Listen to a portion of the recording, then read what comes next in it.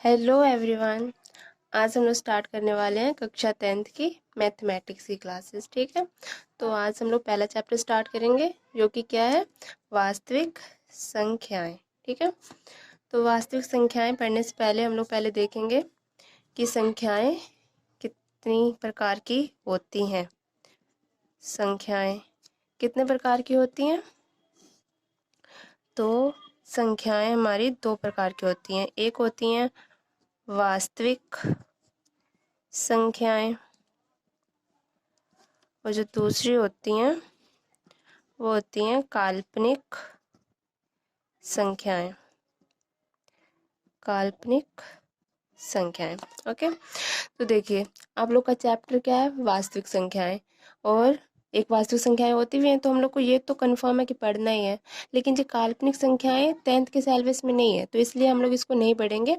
आगे क्लासेस में अगर आप लोग मैथ पढ़ते हो तो वहाँ पे काल्पनिक संख्याएं होंगी तो आप लोग वहाँ पढ़ेंगे, लेकिन 10th में हम लोग को नहीं पढ़ना है। तो हम लोग जो पढ़ना है हम लोग उस पर फोकस करते हैं, वास्तविक संख्याएं पे आते हैं। वास्तविक संख्याएं भी कई प्रकार की होती हैं, जैसे कि प्राकृतिक संख्याएं। ये सारी संख्याएं आप लोगों ने पहले पढ़ भी रखी हैं। प्राकृतिक संख्याएं। सेकंड नंबर पे आ जाएंगी पूर्ण संख्याएं। पूर्ण संख्याएं। तीसरे नंबर पे पूर्णांक आते हैं। फिर परिमेय संख्याएं और आगे अपरिमेय संख्याएं। ठीक है, ये सारी संख्याएं आप लोग पहले से जानते भी हैं, लेकिन तो हम लोग क्या करते हैं, थोड़ा बहुत रिवीजन कर लेते हैं जिससे कि आप लोग को अगर कुछ भूल भी रहा होगा वो भी क्लियर हो जाएगा। ठीक है, तो सबसे पहले हम लोग का क्या था, प्राकृतिक संख्याएं। अब जब प्राकृतिक संख्याएं क्या होती हैं, एग्जाम्पल के थ्रू समझते हैं। गिनती, जैसे कि हम लोग को गिनती स्टार्ट करनी होती है तो हम लोग कहाँ से करते हैं, 1 से। 1 2 3 4 5 ऐसे गिनते हैं ना, डॉट डॉट डॉट, मतलब आगे अनंत तक जाता है, हम लोग की गिनती कभी खत्म ही नहीं होती है।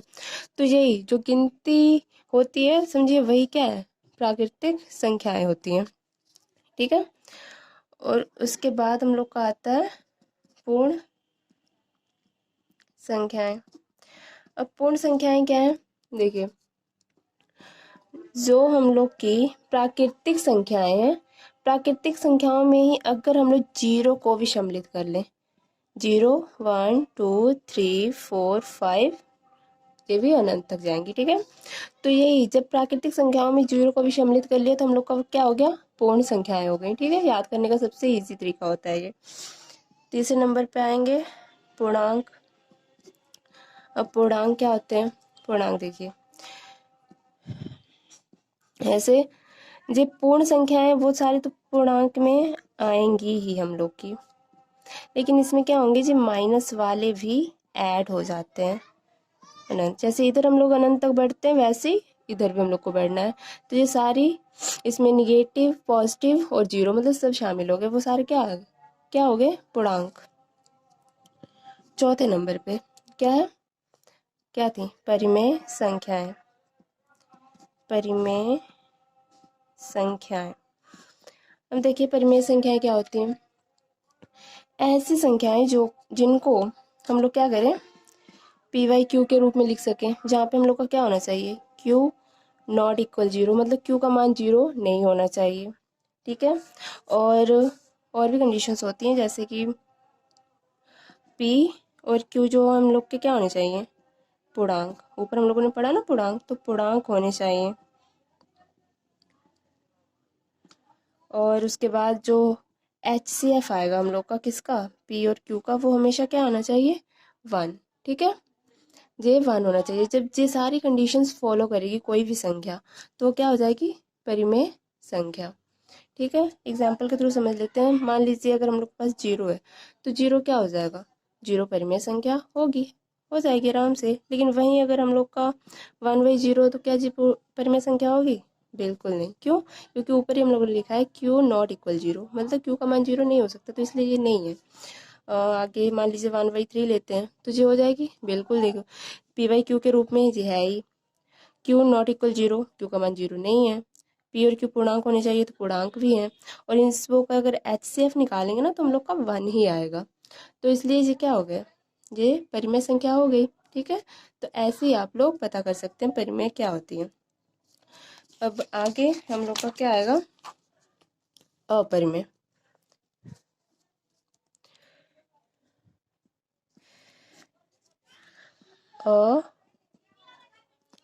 अपरिमेय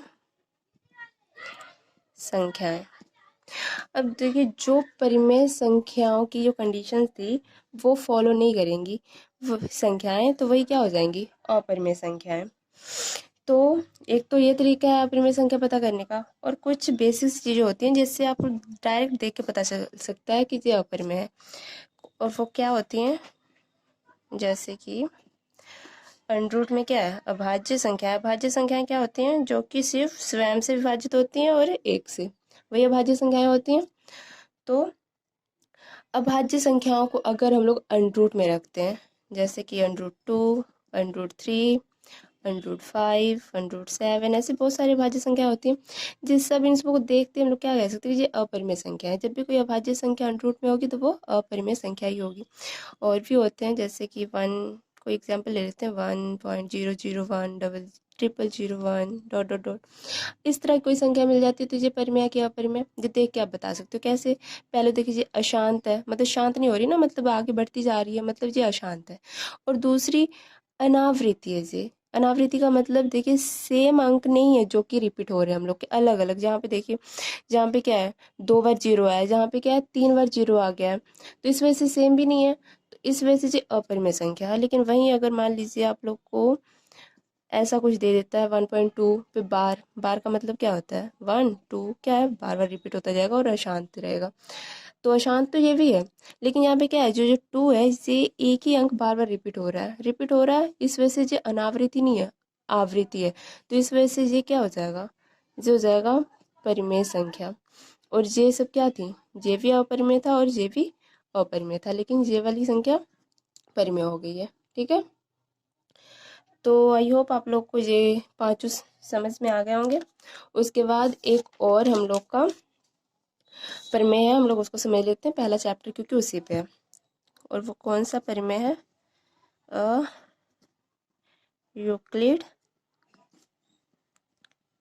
विभाजन परिमेय। इम्पोर्टेंट परिमेय है ये।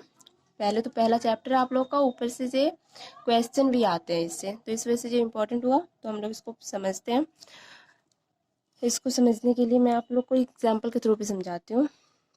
मान लीजिए आपके पास दो संख्याएं हैं ऐसी, तो पहले तो इसमें चेक करेंगे कि बड़ा कौन है, 24 बड़ा है 7 से। ठीक है, तो हम लोगों ने बचपन में देखिए बहुत भाग दिया है, आप लोगों ने भी दिया होगा। ऐसे करके हम लोग भाग देते थे ना, कितनी बार में जाएगा, 3 बार में 3, रिमाइंडर भी बच रहा है। तो देखिए इस हम लोग इसको 24 जो है, इसको हम लोग लिख क्या सकते हैं, 24 को क्या लिख सकते हैं, 7 × 3 + 3 लिख सकते हैं इस रूप में। तो अब यहाँ पे जो हम लोग का 24 है, ये क्या होता है, ये है भाज्य। 7 जो है वो क्या है, भाजक। और ये वाला जो 3 है, मतलब ये क्या है, भागफल। और ये 3 जो है, मतलब जो यहाँ पे आया है, ये क्या होता है, शेषफल।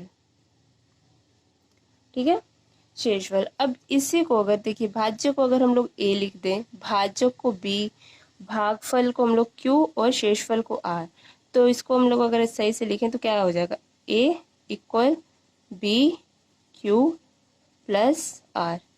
इस फॉर्मेट में हम लोगों ने लिख लिया ना। तो इसे जब हम लोग इस फॉर्मेट में अगर इसको लिख लेते हैं तो यही हम लोग का क्या हो जाता है, यूक्लिड विभाजन प्रमेय। ठीक है, और इसमें एक चीज और ध्यान देनी है, जो हम लोग का जो r है, r मतलब जो हम लोग का जो शेषफल है वो हमेशा क्या होना चाहिए, भाजक, यानी कि b से हमेशा क्या होना चाहिए, छोटा, और 0 से हमेशा बड़ा या फिर बराबर होना चाहिए। मतलब 0 से छोटा नहीं हो सकता, 0 से छोटा क्या होता है, मतलब जो माइनस में आती है वो 0 से छोटे होती है, इस वजह से मतलब माइनस में नहीं आ सकता ये। ठीक है, तो ये आप लोग का हो गया यूक्लिड विभाजन प्रमेय। ओके, अब हम लोग इसको क्या करते हैं कि एग्जाम्पल के थ्रू समझ लेते हैं। एग्जाम्पल, कोई क्वेश्चन ले लेते हैं, उसके लिए दो संख्याओं की जरूरत पड़ेगी। मान लीजिए कोई संख्या 130 है और एक 420 है, ठीक है। तो सबसे पहले क्या करना था, चेक करना था बड़ा कौन है। तो 420 बड़ा है हम लोग का किससे, 130 से। तो हम लोग इसको सॉल्व किससे करेंगे, यूक्लिड विभाजन प्रमेय से। ओके, तो हम लोग को पहला स्टेप मैंने क्या बताया था, कैसे लिखना है। 420 लिखेंगे, इसको बराबर क्या करेंगे 130, ऐसे लिख देंगे। और इसको अब क्या करना है, भाग देना है। भाग दिया था ना ऊपर हम लोगों ने, वैसे ही भाग देना है। 420 में 130 से भाग देना है। तो कितनी बार में जाएगा ये, 3 बार में जाएगा। रिमाइंडर कितना बचेगा, 30। 30 रिमाइंडर बच गया। तो इसको हम लोग क्या लिख सकते हैं, यहाँ पे 3 प्लस जो रिमाइंडर बचा है वो प्लस में आता है। तो देखिए इस फॉर्मेट में हम लोग लिख लिया, लेकिन हम लोग का यहाँ पे खत्म नहीं हो रहा है जी। हम लोग का खत्म कब होगा, जब यहाँ पे जहाँ रिमाइंडर हम लोग का 30 आया वो जीरो, जब तक जीरो नहीं आता तब तक हम लोग के ये स्टेप्स बढ़ते रहेंगे आगे, ठीक है। तो इसको हम लोग लिख सकते हैं, मान लो चरण 1 था ये, आगे हम लोग फिर बढ़ते हैं चरण 2 पे। तो चरण 2 पे बढ़ेंगे तो वहां पे देखिए जे जो है जे हम लोग का भाज्य बन जाएगा और भाजक की जगह क्या आ जाएगा 30। फिर हम लोग भाग देंगे 30, 130 में 30 का कितनी बार में जाएगा 120 आएगा, कितनी बार में 4 बार में। शेषफल 10, 10 बच गया। भागफल कितना था 4 और शेषफल 10 था। जीरो फिर नहीं आया, फिर एक चरण आगे बढ़ेंगे हम लोग। अब यहाँ पे क्या आ जाएगा 30 और यहाँ पे 10, फिर हम लोग भाग देंगे। यहाँ पे 30 कितनी बार में, 3 बार में चला जाएगा, यहाँ रिमाइंडर जीरो बचेगा। तो यहाँ क्या आ गया 3 और यहाँ प्लस जीरो। अब जीरो आ गया, मतलब अब हम लोग को आगे नहीं बढ़ना है, यहीं पे हम लोग को स्टॉप कर देना है। तो देखिए जो हम लोग का लास्ट वाला चरण होता है, मतलब जिसमें जीरो आता है शेषफल, उसका जो भाजक होता है वही हम लोग का क्या है, HCF होता है। HCF किसका, 130 और 420 का। हम लोग इस जब पूरा प्रोसेस जो कर रहे थे वो कर किस चीज़ के लिए रहे थे, हम लोग को HCF निकालना था, लेकिन सिंपल तरीके से नहीं निकालना था, यूक्लिड विभाजन प्रमेय से निकालना था। तो इसलिए हम लोगों ने ये सारा स्टेप बाय स्टेप किया है। उसके बाद जो लास्ट में हम लोग का जो भाजक 10 आया है, ये क्या है HCF, मतलब HCF 130 और 420 का कितना आ गया 10। यही हम लोग का क्या हो गया आंसर। ओके, तो आई होप आप लोग को समझ में आया होगा। नहीं समझ में आया होगा तो प्लीज़ आप लोग ज़रूर मुझको बताइएगा। जहाँ पे नहीं समझ आया होगा मैं वहाँ पे और सुधार करने की कोशिश करूँगी। और जो मेरा पहला वीडियो है तो कहीं गलती हुई होगी तो उसके लिए सॉरी। और आज की क्लास हम लोग यहीं तक रखते हैं, आगे जो एक्सरसाइज है वो हम लोग कल से स्टार्ट करेंगे। Okay, bye.